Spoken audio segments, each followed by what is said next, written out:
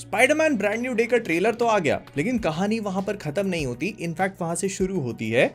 वो क्यों है आगे बताता हूँ। फिलहाल के लिए तुम इतना जान लो कि डेविड जास्लाव, जिसने वॉर्नर ब्रदर्स को अच्छे से खिला पिला के तगड़ा कर लिया और अब उसको बेचने चला है, उसको इस पूरी पैरामाउंट वाली डील से 887 मिलियन मां मातृभूमि का, जो भाईजान की नई पिक्चर आ रही है ना नाम बदल के, उतने पैसे मिलेंगे। भाई यूट्यूब चैनल अपनी जगह, डॉक्टरी, इंजीनियरिंग, पिक्चरों में काम करना, पिक्चरें बनाना, सब अपनी जगह है। मैं ये जानना चाहता हूं कि ये वाली उंगल मस्ती करने के लिए कौन सी पढ़ाई करनी पड़ेगी।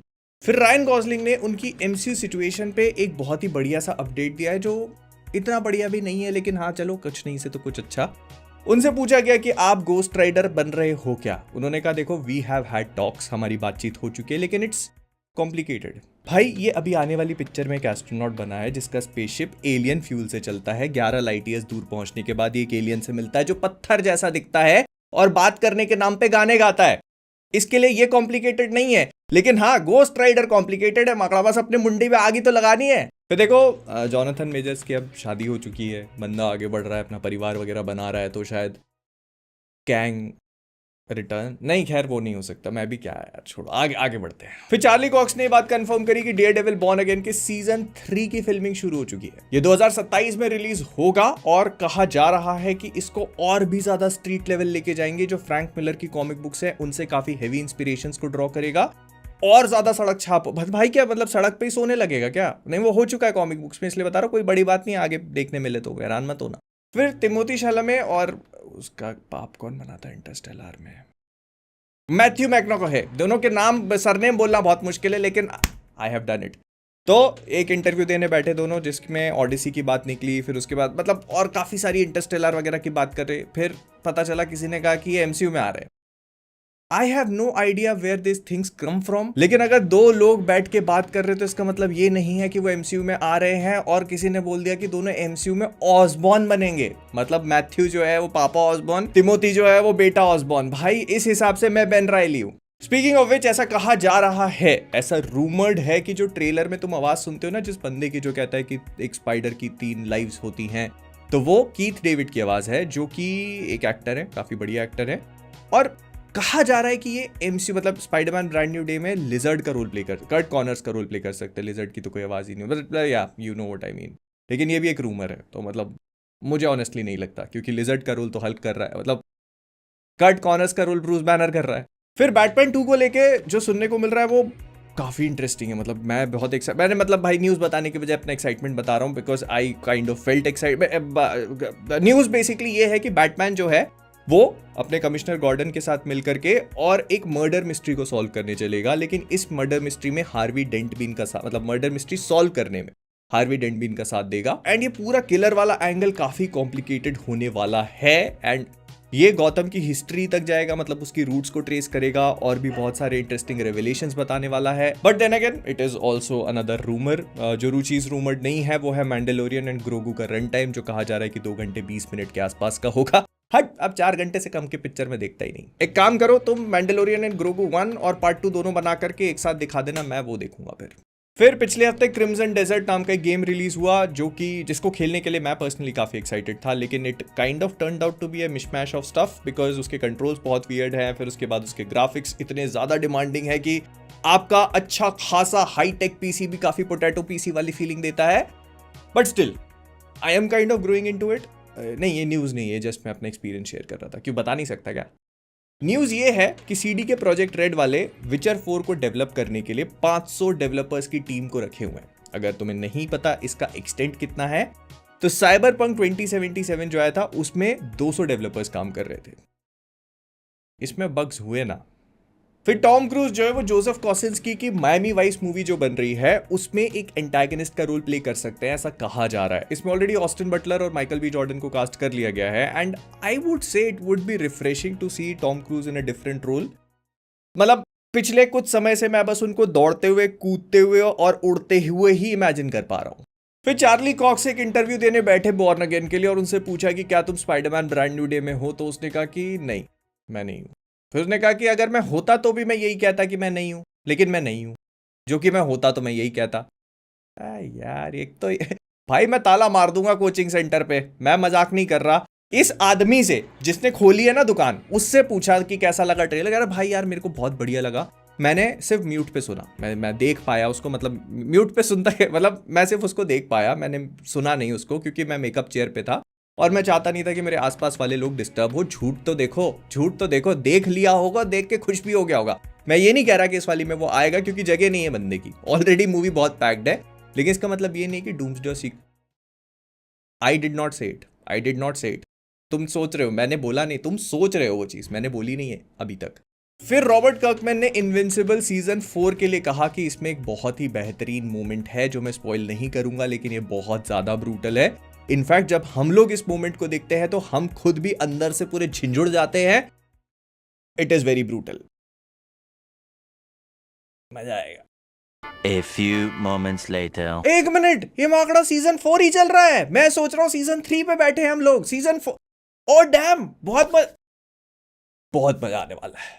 फिर असासिन्स क्रीड की लाइव एक्शन सीरीज जो नेटफ्लिक्स पे बनाई जा रही है, उसकी फिल्मिंग स्टार्ट हो चुकी है रोम में। And I know what you guys are thinking, I know what you guys are thinking, ये कहानी होगी 64 एडी की, तो इसमें इजियो ऑडिटोरे दे फिरेंजे के आने की कोई जगह नहीं है, क्योंकि उसकी कहानी 1479 की है। मतलब वो 1459 में पैदा होता है और उसके बाद से उसकी पूरी जो कहानी चलती है, तो वो it is like way of. तो इसमें हमको कुछ अलग ही देखने को मिलेगा, ये एक ओरिजिनल कहानी होगी। और बोलना नहीं चाहिए लेकिन ऐसी ही हरकत करके ना यूबीसॉफ्ट वाले भिखमंगे हुए हैं। All they needed to do was adapt Assassin's Creed की कहानी एज इट इज, लेकिन नहीं। फिर फिल लॉर्ड और क्रिस मिलर, जो कि प्रोजेक्ट हेल मेरी आ रही है इनकी अभी एक मूवी, उसके बाद वो स्पाइडरमैन बियॉन्ड द स्पाइडरवर्स पे काम करने वाले हैं। तो उसमें जो स्पॉट विलन है उसको लेकर उन्होंने कहा कि जो उसकी पावर्स हैं उसको प्रेजेंट करने के लिए उन्होंने बहुत ही एक्स्ट्रा ऑर्डिनरी वेज निकाले हैं। जब थिएटर पे हम इसको देखेंगे, जब बड़े पर्दे पे देखेंगे, तो ये हमको एक अलग ही ट्रिपी टाइप का एक्सपीरियंस देगा और बहुत ही एब्स्ट्रैक्ट फीलिंग होगी।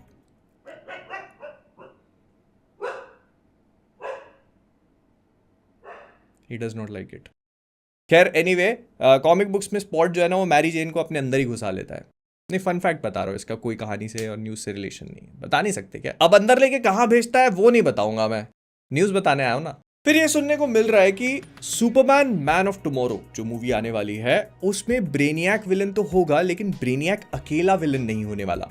सी what James Gunn is trying to do, वो मैक्सिमा नाम के कैरेक्टर को इंट्रोड्यूस करवाने वाले हैं, जो कि सुपरमैन का कॉमिक बुक्स में एक ऑल्टरनेट लव इंटरेस्ट भी कही जा सकती है। मतलब it is kind of weird, क्योंकि ये एक ऐसी दुनिया से आती है जिसको ब्रेनियक ने डिस्ट्रॉय किया होता है सुपरमैन के क्रिप्टॉन की तरह, और फिर ये सुपरमैन के पास आकर उससे तो बोलना ठीक है में बॉन्ड करने की कोशिश करती है, क्योंकि उसको ऐसा लगता है कि एक सुपरमैन ही वो शख्स है जो उसकी एनर्जी को मैच कर सकता है और उसे एक संतान दे सकता है।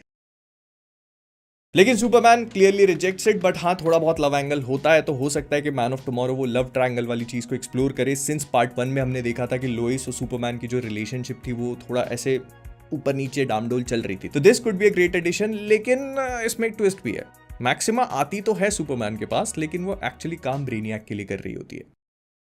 मूवी स्पॉइल कर दी है मैंने यार। अगली फिर डेयरडेविल बॉर्न अगेन के सीजन 2 के जो एपिसोड्स हैं उनकी लेंथ रिवील कर दी गई है। ये उनके नंबर्स हैं, और इसको देख के मैं बस इतना ही कहना चाहूंगा कि फाइनली हमें मार्वल का कोई एक ऐसा शो देखने को मिलेगा जिसके एपिसोड्स 45 मिनट से लंबे होंगे consistently, and I absolutely love it. फिर एक नई रूमर निकल के आई है जिसके हिसाब से एमा स्टोन जो है वो हमें एवेंजर्स सीक्रेट वॉर्स में स्पाइडर ग्वेन के रोल में देखने को मिल सकती है। हाँ सही है, और मॉकटेल से हम लोग अरबपति बन जाएंगे। अब हुई ना सेम लेवल की बात। फिर ये सुनने को मिल रहा है कि लैंटर्न्स जो शो आएगा ना, वो डीसी यूनिवर्स के लिए एक्सेप्शनली इंपॉर्टेंट होने वाला है, क्योंकि उसी का इस्तेमाल करके ये लोग डीसी का जो ग्रेटर विलन है, जो डीसीयू में बड़ा विलन होगा जस्टिस लीग का, उसको बहुत ही धीरे से सेटअप करेंगे। ना बहुत सारे लोगों का कहना ये पड़ता है कि डार्क साइड होगा, फिर जेम्स गन ने कहा कि डार्क साइड नहीं होगा, बट वी ऑल्सो नो कि एक शो आने वाला है जिसमें हम लोग स्कॉट फ्री, वो क्या असली नाम है यार उसका, 5 minutes later. मिस्टर मिरेकल को देखेंगे, और मिस्टर मिरेकल की कहानी डार्क साइड के बिना अधूरी है, एवरीवन नोज इट। तो डार्क साइड तो क्लियरली हमको पता चल ही जाएगा कुछ ही टाइम में, लेकिन क्या ये मेन जस्टिस लीग का विलन होगा, अभी ये देखना है। फिर हर हफ्ते मेरे को मजा आता है ना कुछ ऐसे बतौलेबाजी वाली खबर देने में, ठीक है। अब इसमें कितनी सच्चाई है आई हैव नो आइडिया, लेकिन ये भी रूमर्ड है कि जैसे हल्क एंड वोल्वरीन की मूवी पे मार्वल वाले काम कर रहे हैं ना, तो वैसे ही स्पाइडरमैन और वोल्वरीन की पिक्चर पे भी काम हो रहा है। I can totally see this happening, क्योंकि अगर मुझसे 2 साल पहले कोई कहता कि स्पाइडरमैन और हल्क की पिक्चर आएगी अगली स्पाइडरमैन 4, तो मैं उसके मुंह पे 2 चप्पल मारता और 4 गाली अलग बकता, लेकिन इट इज हैपनिंग। और फिर किसी का ही कहना पड़ता है कि ना केवल वोल्वरीन और स्पाइडरमैन बल्कि स्पाइडरमैन और ह्यूमन टॉर्च की मूवीज पे भी काम हो रहा है। रुकनी नहीं चाहिए, ये सारी चीजें रुकनी नहीं चाहिए, आने दो। फिर स्पाइडरमैन ब्रांड न्यू डे का जो ट्रेलर आया था, तो इसमें ऐसा कहा जा रहा है कि काफी सारी चीजें जो हमको नहीं पता है, मतलब मैं ही बोल रहा हूं और तो ज्यादा लोग नहीं बोल रहे, बट मेरे ऐसा मोहित योद्धा द्वारा कहा जा रहा है कि बहुत सारी चीजें जो हमको नहीं बताई गई हैं, और उसमें से एक निकल के आती है इस मूवी का एक और विलन जो कि जैकाल हो सकता है। नहीं, आप नहीं, यहां महफूज नहीं है, आप थोड़ा कंट्रोल करें। ये बेसिकली स्पाइडरमैन का एक विलन है जो अगर ब्रांड न्यू डे में अपीयर होता है, जिसके चांसेस मुझे पर्सनली थोड़े कम लगते हैं क्योंकि now is not the right time, लेकिन अगर ये अपीयर होता है तो स्पाइडर पीटर के लिए चीजें और काफी ज्यादा कॉम्प्लिकेटेड हो सकती हैं। जी हाँ, रायन गॉसलिंग का गोस्ट राइडर बन के एमसीयू में आने से ज्यादा complicated, if you believe it. फिर मार्वल वाले ना कुछ तो खिचड़ी पका रहे हैं, और उसका रीजन मैं तुमको बता देता हूं। अब मार्वल की जो ऑलरेडी स्लेट थी उसमें 3 डेट्स और ऐड हो चुकी हैं। मतलब हम लोग इस साल दिसंबर में डूम्सडे देखेंगे, उसके बाद अगले साल दिसंबर में सीक्रेट वॉर्स, इस बीच उनकी कोई भी मूवी नहीं आने वाली। इसके बाद उनकी अगली डेट दिसंबर के 2 महीने बाद ही है, फरवरी 2028, जिसमें मैं सस्पेक्ट कर रहा हूं कि ब्लैक पैंथर 3 आएगी। उसके बाद आती है मई 2028, जिसमें एमसीयू की पहली एक्समैन मूवी सस्पेक्टेड है, और उसके बाद अगली मूवी नवंबर में शेड्यूल्ड थी, लेकिन अब जुलाई में भी एक रिलीज डेट ऐड कर दी है। इसका मतलब ये है कि मई 2028 में एक मूवी आएगी, उसके बाद जुलाई 2028 में एक और फिल्म आएगी, और नवंबर में भी। एंड ये सारी चीजें एक तरफ है, लेकिन चीजें और कॉम्प्लिकेट तब हो जाती है जब दिसंबर 2028 के लिए ऑलरेडी एक मूवी प्लान करी हुई है। तो आई एम गेसिंग कि ये लोग 1-2 रिलीज डेट को यहां पर शिफ्ट करेंगे। मतलब what I can see happening is कि 2028 में लोग 3 मूवीज को रिलीज करें, जिसमें से एक ब्लैक पैंथर 3 हो, दूसरी एक्समैन हो, और तीसरी सीक्रेट वॉर्स 2। मैं देखो, I will keep telling it till they don't announce it, या टिल दे अनाउंस इट। मतलब आई होप कि ऐसा कुछ हो। तो दिसंबर 2028 तक सीक्रेट वॉर्स 2, उसके बाद मई 2029 के लिए एक मूवी शेड्यूल्ड है, और जुलाई 2029 के लिए एक और।